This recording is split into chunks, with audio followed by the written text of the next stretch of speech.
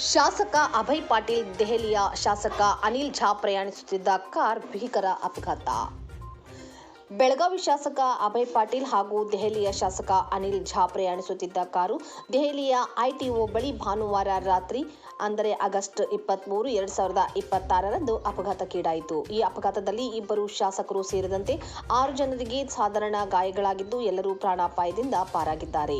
Delhi police ಅಪರಾಧ ತಂಡವು ಐಟಿಒದಲ್ಲಿ ಅಪಘಾತದ ಸ್ಥಳಕ್ಕೆ ತಲುಪಿದ್ದು, ನಿಯಂತ್ರಣ ತಪ್ಪಿದ ಕಾರು ವಿಭಜಕಕ್ಕೆ ಡಿಕ್ಕಿ ಹೊಡೆದು ರೇಲಿಂಗ್ ದಾಟಿ ಕಿರಾರಿ ಶಾಸಕ ಅನಿಲ್ ಝಾ ಮತ್ತು ಕರ್ನಾಟಕದ ಶಾಸಕ ಅಭಯ್ ಪಾಟೀಲ್ ಪ್ರಯಾಣಿಸುತ್ತಿದ್ದ ಮತ್ತೊಂದು ಕಾರಿಗೆ ಮುಖಾಮುಖಿ ಡಿಕ್ಕಿ ಹೊಡೆದಿದೆ.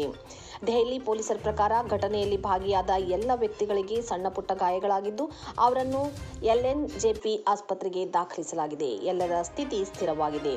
ನಿನ್ನೆ ರಾತ್ರಿ 9:30 ಸುಮಾರಿಗೆ ಪಿಎಸ್ಐಪಿ ಎಸ್ಟೇಟ್ನಲ್ಲಿ ರಸ್ತೆ ಅಪಘಾತದ ಕುರಿತು ಪಿಸಿಆರ್ ಕರೆ ಬಂದಿತು. ಸ್ಥಳಕ್ಕೆ ತಲುಪಿದಾಗ ಇನೋವಾ ಮತ್ತು ಸ್ವಿಫ್ಟ್ ಕಾರು ಎಂಬ 2 ವಾಹನಗಳು ಅಪಘಾತದಲ್ಲಿ ಸಿಲುಕಿರುವುದು ಕಂಡುಬಂದಿದೆ. ಪ್ರಾಥಮಿಕ ಸ್ಥಳೀಯ ವಿಚಾರಣೆಯ ಪ್ರಕಾರ ಸ್ವಿಫ್ಟ್ ಕಾರನ್ನು ಲಕ್ಷ್ಮೀನಗರದಿಂದ ಐಟಿಒ ಕಡೆಗೆ ತನ್ನ ಪತ್ನಿ ಮತ್ತು 2 ಅಪ್ರಾಪ್ತ ಮಕ್ಕಳೊಂದಿಗೆ ಪ್ರಯಾಣಿಸುತ್ತಿದ್ದ 32 ವರ್ಷದ ಅಶುತೋಷ್ ಪಾಂಡೆ ಚಾಲನೆ ಮಾಡುತ್ತಿದ್ದರು. ಪಿಡಬ್ಲ್ಯೂಡಿ ಕಚೇರಿ ಬಳಿ ಸ್ವಿಫ್ಟ್ ಕಾರು ವಿಭಜಕಕ್ಕೆ ಡಿಕ್ಕಿ ಹೊಡೆದು ರೇಲಿಂಗ್ ದಾಟಿದ ನಂತರ ಐಟಿಒದಿಂದ ಲಕ್ಷ್ಮೀನಗರ ಕಡೆಗೆ ಬರುತ್ತಿದ್ದ ಇನೋವಾಗೆ ಡಿಕ್ಕಿ ಹೊಡೆದಿದೆ. ಇನೋವಾ ಕಾರಿನಲ್ಲಿ ಕಿರಾರಿ ವಿಧಾನಸಭಾ ಕ್ಷೇತ್ರದ ಹಾಲಿ ಶಾಸಕ ಅನಿಲ್ ಝಾ ಮತ್ತು ಕರ್ನಾಟಕದ ಶಾಸಕ ಅಭಯ್ ಪಾಟೀಲ್ ಇದ್ದರು. ಎಲ್ಲರಿಗೂ ಸಣ್ಣಪುಟ್ಟ ಗಾಯಗಳಾಗಿದ್ದು, ಅವರನ್ನು ಎಲ್ಎನ್ಜೆಪಿ ಆಸ್ಪತ್ರೆಗೆ ಸ್ಥಳಾಂತರಿಸಲಾಗಿದೆ. ಎಲ್ಲರ ಸ್ಥಿತಿ ಸ್ಥಿರವಾಗಿದೆ.